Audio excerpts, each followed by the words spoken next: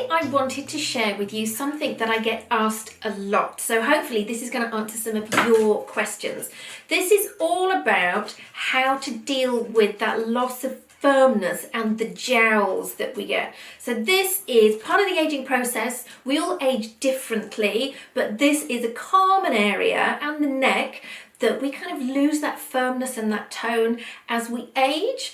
Our collagen and elastin fibres are aging with us. They're losing their spring, so the face doesn't bounce back like it used to. We've obviously got that gravity as well, and that's potential kind of the lymphatic drainage, so sometimes we can get a little bit puffy and a little bit just heavy in the bottom of the face as well. I don't know about you, but you know, if I'm looking down on a phone and I've got my camera on me, excuse the dog there, you know, I can almost feel and see my face kind of hanging. So these massage moves are there to help with exactly that, to give us that natural lift. They are not a magic wand, okay? These are just aspects that you can add in to your home care and maybe your treatments and things that you're doing at home to help. Okay, firstly, I'm going to start by applying a very small amount of oil. A couple of drops in my palm. Warming it up. It doesn't matter what oil you use, ideally plant-based, not mineral-based. And I'm going to apply to the lower part of the face and down the sides of the neck. As with a lot of my massage tutorials, and when I'm working with my own face and my clients in facials, I often start with the neck. If you imagine, if we remove the top layer, underneath we've got all those muscles. They are all connected. You know, the muscles aren't stopping here. So particularly when we're focusing on this area, we need to include the neck as well. So I'm going to release these off. We've got a long sheet of muscle, the platysma and the sternocleidomastoid. I think I've said that correctly. So we're going to be working on those. Even actually around the back, these all kind of match in as well. Work on one side, then the other, and then just releasing it all off. So that's kind of a little bit of an L shape that I'm just pushing back with from the chin to my ears.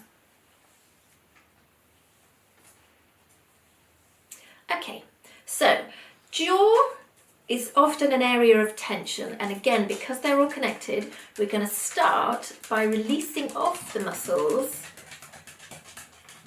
underneath. If you chew, you'll be able to feel these muscles move.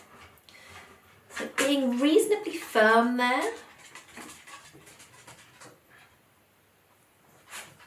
I'm going to pinch, so I'm making a pinching action, thumb and knuckle, underneath and above, and I'm going to pinch, pinch, pinch, pinch, and repeat that.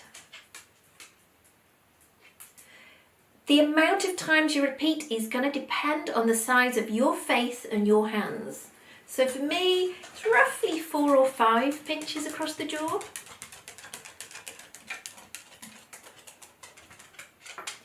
So we're going to push up. I'm using 2 fingers. Might be these 2, you might find it easier with different ones, but pushing up from here, and we're going to snarl slightly as we push up. So push up and hold. And continue that all the way out, and you're kind of hooking up underneath our cheekbones and holding that connective tissue. And we're going to repeat.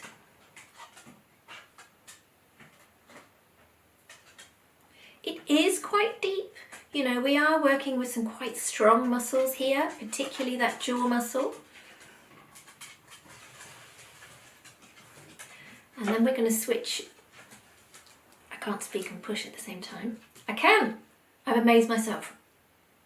We're going to switch to knuckles. So again, we're pushing up with those knuckles, and we're going to hold underneath the cheekbone and rock. So you'll be able to feel that muscle being eased underneath the cheekbone. So push up and rock. It's just a gentle rock. It's not a big movement, but you'll definitely feel the difference. So pushing up and rocking, and then pushing up the whole face.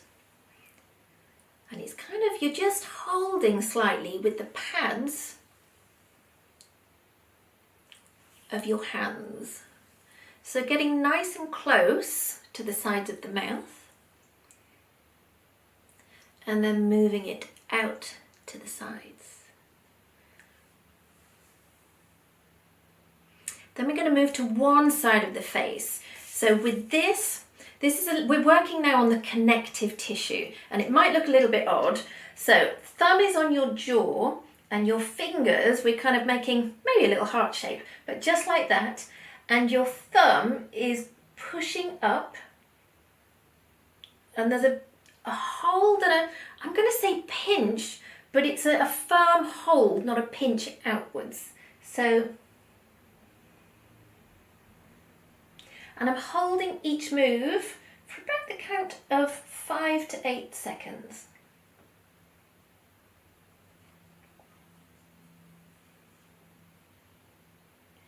And then coming back in, you're kind of hooking, because we really want to be working on this area. So it's a slight diagonal movement with that hold. And then jaw and up. And further out. And then we're going to push up. And again, we're hooking, and there's just a little bit of a hold so you can feel a bit of tension. And then alternate, push, push. I find whenever I work particularly on one area, so obviously the lower part of the face, you just get a real heat from that extra blood flow that's happening as well. But we're very much working on the underlying muscle, the connective tissues. And then we're going to support the chin, and with our knuckle move, we're going to push and hold. So if you can see my hand at the side. Push and hold.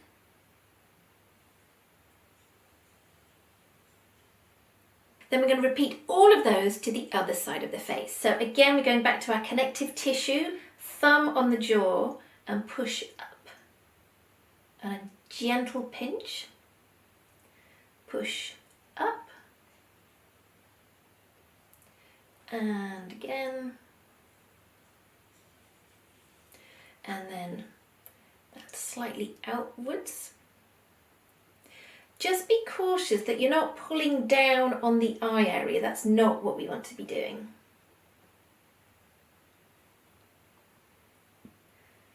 Pushing up and hold. And then using our hand and heel of hand to lift. I like using the alternate hands because I find there's a different area.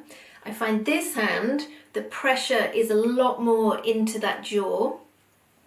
And this one, it just comes a little bit closer into the side of the nose. So that's why I'm not just kind of using one hand continuously. And then again, from holding the chin and knuckle, pushing out.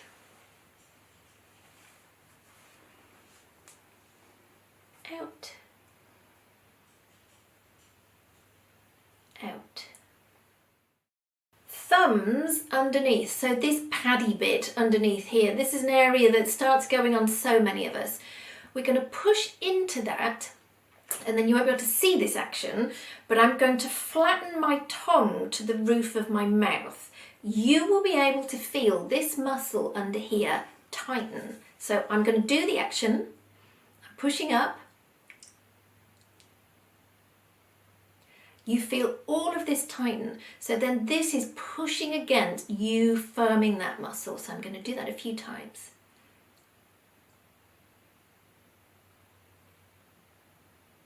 It's probably not very exciting because you can't see what's going on inside my mouth. And then gliding out. It's nice to do some lifting moves. Again, this really gets the blood flowing. You can do this not too fast, or you can do them a lot faster. You can go with fingers, body of fingers, or you can go fingertips for a slightly lighter move. And then it's really nice just to do a still hold to hold everything up. So you might just do one side of the face. Hold it for anything from 8 to 10 seconds.